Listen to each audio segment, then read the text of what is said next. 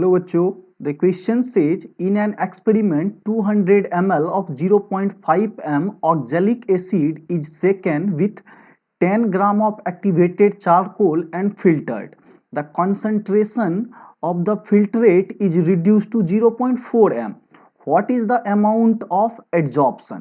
तो देखो बच्चों, अमाउंट ऑफ एड्सॉर्प्शन कहने का मतलब है आपसे पूछा गया x बाई एम का वैल्यू क्या होगा, राइट?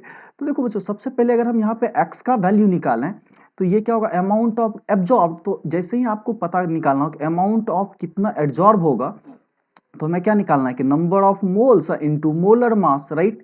और नंबर ऑफ मोल्स कितना कैसे हम लोग निकालते हैं, तो नंबर ऑफ मोल जो एब्जॉर्ब हुआ कैसे निकालेंगे, तो वॉल्यूम से मल्टीप्लाई करेंगे, राइट?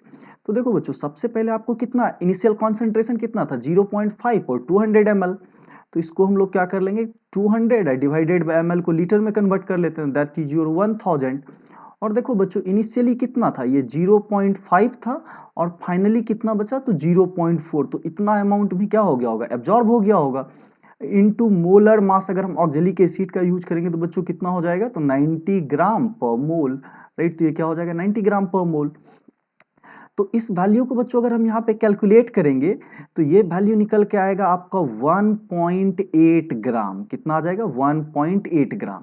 और देखो बच्चों, यहाँ पे आपको m का जो वैल्यू दिया हुआ है वो कितना दिया हुआ है, 10 gram of charcoal, right? 10 gram of charcoal.